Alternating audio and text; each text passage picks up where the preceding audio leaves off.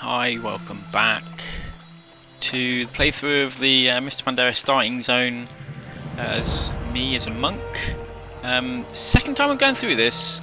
I enjoyed it quite a lot the first time, but as I mentioned in the previous video, I was playing it on the European PvE realms, and that was very busy, and you couldn't really get a good feel for the quests and the feel for the zone as well. So I'm now playing it through again as a monk. I'm going to go Brewmaster again when I reach level 10, if I do that before this end of the zone.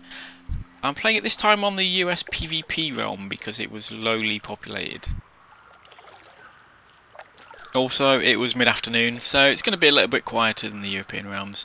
The first quest we're starting out on, basically what we're trying to do, we've got a whole little quest line here, we're trying to tempt the water spirit back to the Temple of the Five Dawns. So we're in the singing pools. We've been given a quest by Aisha to get to the centre of this lake and ring the training bell. It's very reminiscent of old school kung fu movies and the kind of training you would see Jackie Chan and Jet Li doing, is, you know, that kind of thing. The quest itself, the mechanics are a little bit flaky. It's better than it used to be in the previous version of the beta. It clearly stated in the user interface that it was not working properly. So there's a couple of weird things to note about it. You can only click another log by clicking on the bottom. You can only get off a log either at the centre or the outskirts, and you can only hit one of these other monks by standing next to it. Sometimes you can be stood next to it and it won't actually let you select them. And sometimes they'll fall off and it won't count towards the quest, which is not a lot of fun. But overall, a fun little quest, and I think it's probably one of those that they're going to make a little bit better in future versions of the beta. Also, this is what a lake, you can see the kind of purple glow on it. It's a kind of transmorph lake. It will turn you into a frog, as you see those guys do when they fall in the water. And we have to go and collect some reeds from the water as well, which means we are going to get turned into a frog. And there are ravenous cranes that I think they must like eating frogs because they chase you. So that's that. Now we need to, I think we need another one of these monks, and then we have to get off. Which, like I say, we can only do at the outskirts of the lake. I'm just trying to figure out how to get there. There we go. So you can jump quite far, but one thing I find a little bit disappointing is the animation for jumping is abysmal. Definitely needs a bit of polish on it. Okay, so let's collect these reeds that we need as well. I'm not really sure why we have to collect reeds. It's not as part of... Wait. Oh, crane there, didn't see me. It's not really part of the requirements for tempting a water spirit, you wouldn't have thought. But, yeah, so I'm not really sure why. You'll see when we hand the reeds over to the quest giver, he'll do a little animation, which I think is also bugged out. Tries to do a typical kung fu move of breaking it with his hand to show some strength. Right, so that's that done. We kind of managed to get through that without being attacked until the very last minute. Hungry crane. Right, we can't find with a skunk. So let's sort him out.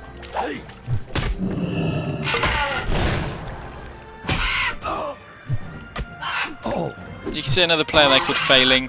I think it was quite endearing that most of the characters that you see on the beta realms have got Asian-inspired names. Apart from me. But most of them do. It's kind of quite cool. A lot of people, I think a lot of people will really kind of like, what the hell's going on with the Kung Fu Panda theme when they first announced it. But now that people have had a chance to get into the game and they've seen a bit more about the vibe that's going on in the Shen-zin Su and in Pandaria, they're actually kind of, I think people are buying into it, which is good. So this guy reckons he can build something out of those reeds and he can break it with his head. As you'll see, it doesn't actually do anything. And I wasn't sure whether it was going to spaz out here or whether he's going to do anything, but he doesn't. He just sits there. So I think we see him later on in the zone and he'll have another crack at that. That was a terrible pun. So let's go back to Aisha and then see what the next quest is. She's down there in the pool.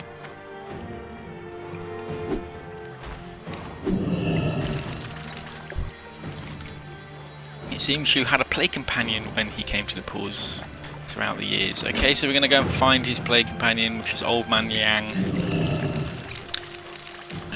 He's over there, I think, on that bridge. I wasn't sure about going through that water because I think at this point I hadn't actually noticed it's the pools that have the kind of purple glow to them that turn you into different animals. I wasn't sure whether I was going to get attacked by those cranes. But fear not, that pool doesn't do anything to you. Generally I quite like this zone, this sub-zone. It reminds me of the Buryan tundra with the lakes there. It's cool, very kind of little segmented quests and items in those pools. It's nice. Age has caught up with me, it seems. I cannot move as I once could, so I've little left to offer my once friend. Okay, so looks like the water spirit is Old Man Liang's friend. Shu is eternally young, as are all the spirits of the Shen-zin Su. I have been friends with Shu all of my life, but I no longer have it within me to play with him. I am old and lack the energy. For all of his complexities, Shu is simple to please. He desires friendship. When I return to play with Shu each season, I would always bring him a sun pearl as a gift, and then we would play together. If you go to the pools to the southeast, you can find a sun pearl there. Perhaps you can be his new friend. Poor old Master Liang. I think it happens to the best of us. And there's dangers in the pools. The latest and most vicious are the water pincers. So I think we need to kill 6 water pincers, which are a little bit hard to find. I can't remember doing this quest on the busy realm, but I actually have more difficulty doing it here. I think when you've got a lot of people doing a quest and killing items, you actually get an increased spawn rate, whereas here we've got not many people doing it, and the spawn rate is actually pretty low. But actually, as you'll see, there are a number of pools that have those in. I figure this one down here would be one of them. It's actually not. Doesn't look like it anyway. Nope. But we need to go in here to get the sun pearl, so that's all good.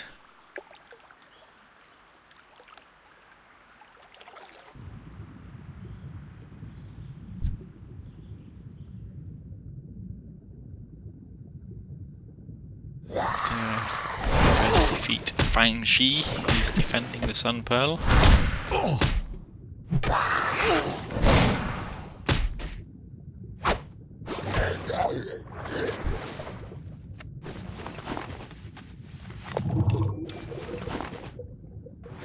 That's that done. So let's see if we can find more of those pincers to slaughter. We'll ignore that, Ray. We haven't got time to talk to you, Ray.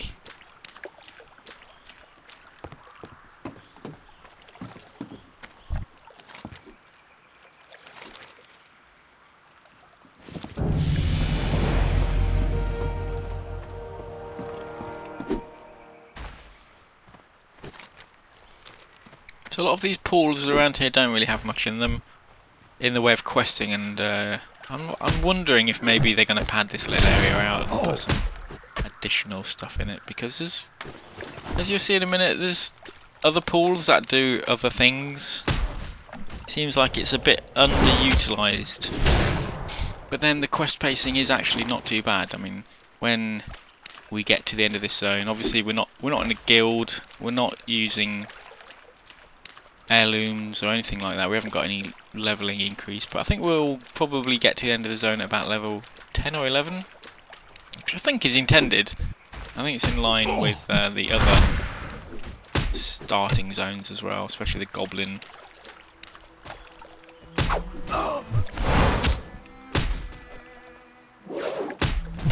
So I've run out of pincers to kill again. So let's see if we can find any more.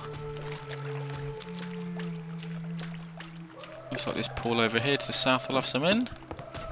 And it does! Okay. We only need one more anyway.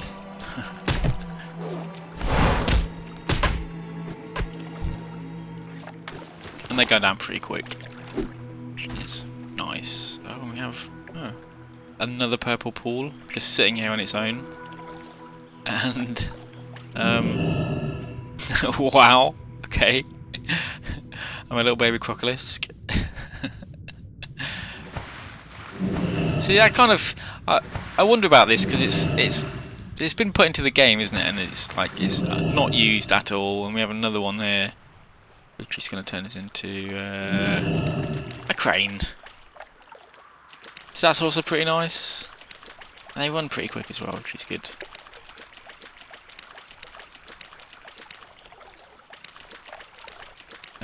But that's it. I think a couple of things that just aren't used. I don't know. We'll see how that works out. Maybe I'll play through this zone again in late beta, see if I can spot any differences.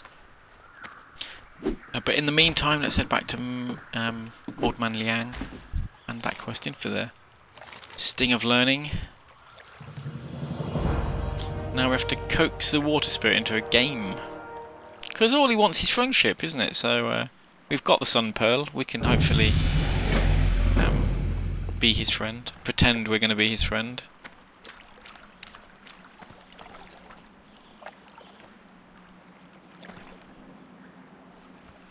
There's a little jumping puzzle there. You don't actually have to do any kind of effort.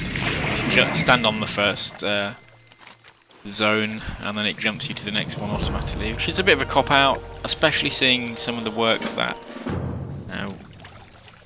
that's been put into Guild Wars 2 and the kind of jumping puzzles they have there. And you know, I expect a little bit more than it doing it for you. That's not a challenge. This is a little bit more challenging. What I found is if you've got more people doing this quest, it actually helps. It's one of the few items or the few quests where the more people you've got doing it, the better. Because what you actually get, these zones that you have to stand in, you get more zones if there's more people doing the quest. Maybe this will change, but that's how it is at the minute. When they keep spamming them from one side to the other, it's actually quite difficult to get there in time.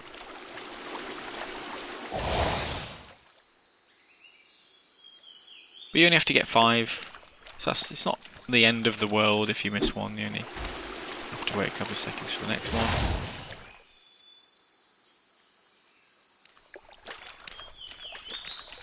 First time playing through this zone, we approached this pool. I think, in fact, the singing pools we approached, and there were probably about 30 to 50 people doing this quest. We just saw them bouncing above the tree line. It's pretty cool. Okay, we have done what Master Shang asked, so now we're going to head down to G at the Dailo farmstead, and there's a cart we can get, which saves us a bit of time if we know where the cart is, and I'd forgotten at this point. It's around here somewhere. It's blatantly not up there though. Oh, there it is.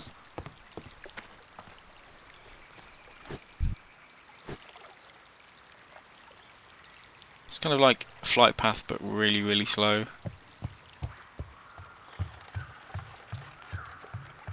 This yak that's towing us, I believe this is going to be the mount for the Pandaren. It's pretty cool. It's not used too often in the starting zones, and usually the way it works, if something isn't used too often, Blizzard don't put too much effort into it. So something like that yak looks pretty detailed, the animation is nice on it, so obviously it's going to get used over and over again.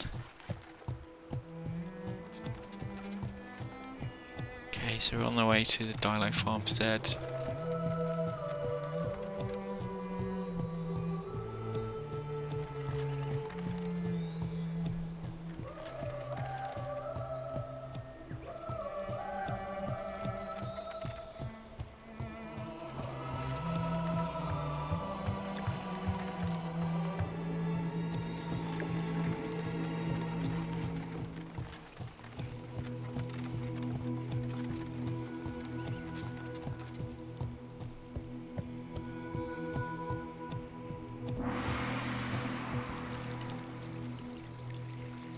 Okay, Dailo farmstead. This is like the first little village we encounter, and it's good. I like the when you first in the starting zones when you come across the first little villages. They're always quite cool. I remember my first time playing through WoW and as a dwarf and getting to the first village there, and it's like, oh wow, this is cool. There's all these things going on, and you get a whole wealth of quests open up. And this reminds me a little bit of that, because as a dwarf you'd have Ironforge in the background and be like, oh my god, what is that place? And you get a pretty good view as well. It's cool. So what we're going to do here, we're going to do a couple of quests for the Dailo farmstead. They've got a infestation of vermin that are stealing their carrots and whatnot. But ultimately we're here to wake up the Earth Spirit, is that little guy who's asleep at the side. G is trying to wake him up by bashing his head against that gong, so it's blatantly not working. So in the meantime, whilst he's trying to figure that out, we need to get some turnips, some pumpkins and some carrots returned off the vermin. And also, I believe, slaughter 10 plump vermin. These have got very different names. I thought they were vermin, but these particular ones aren't. But what they are is vicious, they're horrible little things. They look quite cute and adorable, but actually they're horrible. And they make really horrible, vicious noises. They're this expansion's equivalent of the Murloc, basically. Every expansion has them.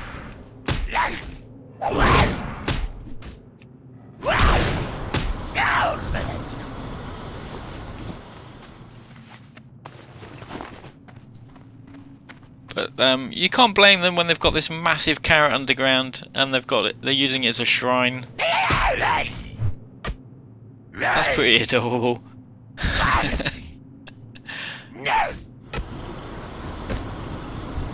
And they also do a really cool little channeled spell, carrot breath, which is nice. I've got all my carrots, so I don't need to pick any more up. That's good. We do need to kill more.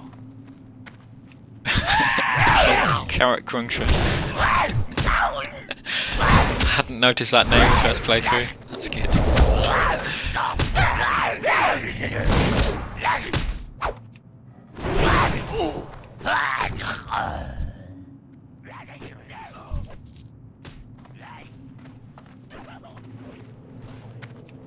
So there's plenty more outside. We'll get the remaining 6 there.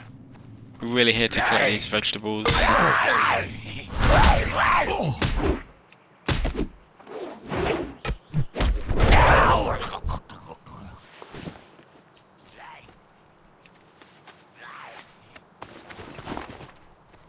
Pilfered pumpkin.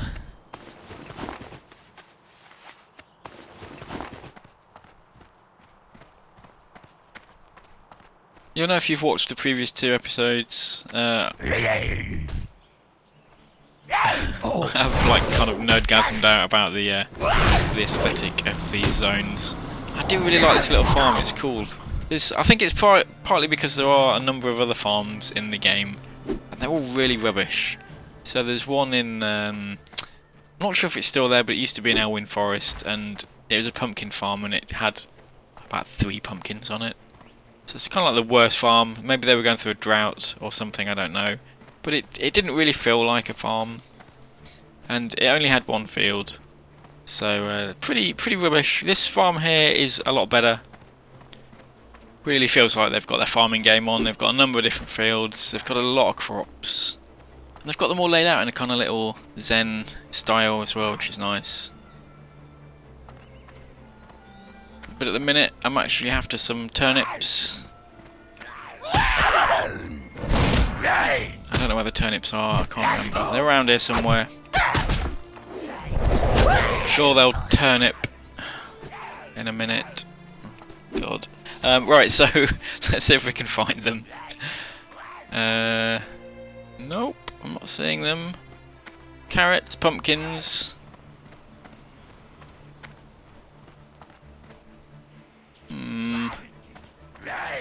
There's a field over there that's too far away to populate. Maybe we'll have a look over there.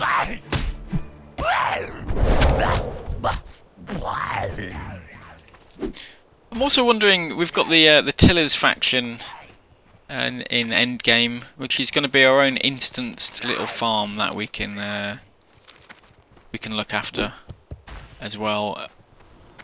It's interesting. One thing that really strikes me as well about the WoW playing community is when Blizzard announced the pet battles, there was a massive amount of outcry about what a waste of time it was, and how a lot of people thought Blizzard should not be focusing on implementing that into the game, but they should be focusing on doing more end game content. And therefore, you know, pet battles are stupid. It's just like Pokemon. Oh my god, that's unbelievable. But when they announced the fillers, the Tillers faction, and the fact you would have your own farm to look after, now I would expect people at that point to go, well, this is just like Farmville or Animal Crossing or something like that. But no, actually what people said was, that's amazing and I can't wait to get involved in that.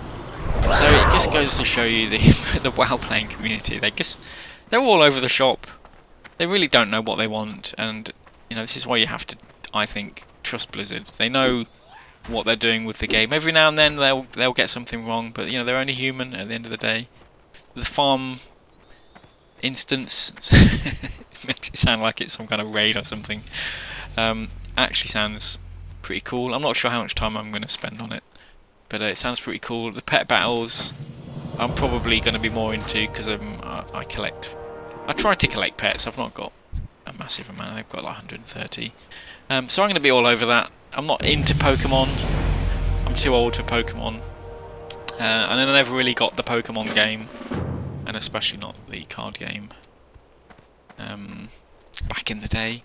But yeah, I think it's all cool. It's all content. It all distracts away from what we would otherwise be doing at endgame when we reach level 90, which invariably would be sitting in our capital city, just idling. Okay, so let's see what Shu's up to. He's or she is tormenting a toad.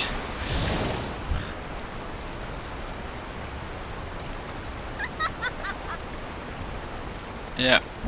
Well, you know, hasn't got many friends.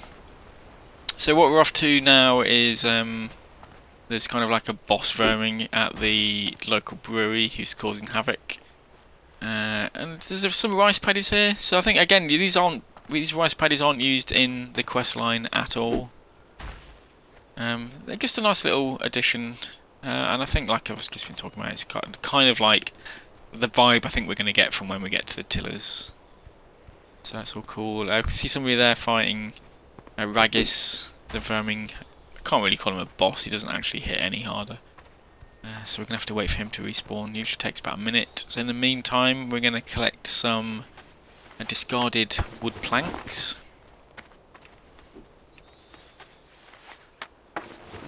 I'm not sure where they're getting all this wood from, because there's a lot of trees, but I've not seen any that have been cut down. We need another 6. I'm just waiting to see if Raggis will respawn. But he definitely won't respawn until his old body has despawned, unlike other bosses or other NPCs. Just pointing out the panda face there on the door. That's kind of quite cool. Okay, so we've got our 12 planks. Let's just wait for Raggis to respawn. Okay, here he is. Let's get him slaughtered. Poor guy, he's an albino, nappy-wearing mutant rabbit. And, you know, he's just after a quiet life, and we've come along and we've slaughtered him, and we've taken his stick. Poor guy. So let's head back to the farm, hand those quests in. We're almost done at this, at the farmstead. And we can head off to the next section.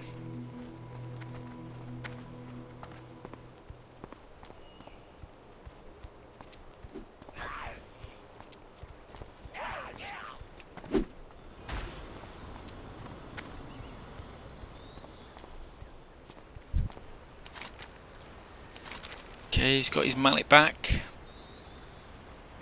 We get some nice shoes out of that. So I think he wants us to try and ring the gong to wake up the earth spirit.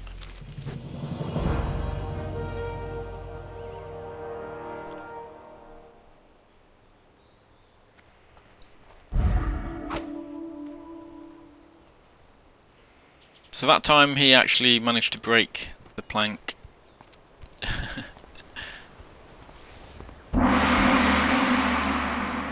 Ring the gong. That worked. Well, definitely the ringing I suspected, but I was hoping for a bit more from Wugu. That's the Earth Spirit. This guy's a deep sleeper, that's for sure. It's alright, Sheppo, I've got another idea, and there's not much preparation needed at all. Just how I like it. Alright, Sheppo, I was thinking about what we'd try next if the whole gong thing didn't work, and it came to me just like that. Water in the face always worked on me. It's got to be twice as effective for someone so dry and earthly. Mind going over to Shu and asking if he'll help out? Of course. Stop him tormenting that toad anyway.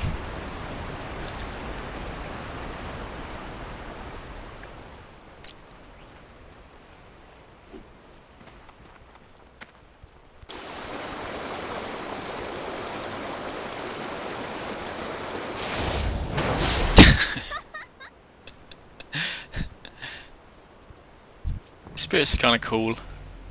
Little kids with their big heads. Yeah, Sheppo, we make quite a team. Okay, so bring Shu and Wugu to the Temple of Five Dawns. The cart is waiting for you near the road to take you there. Okay, and that brings us right up to where we were the next episode. So we'll leave it there. This is episode 2, the one I've previously uploaded is episode 3. I'll put a little annotation for you to link it in, and we'll see you on the other side. See you then.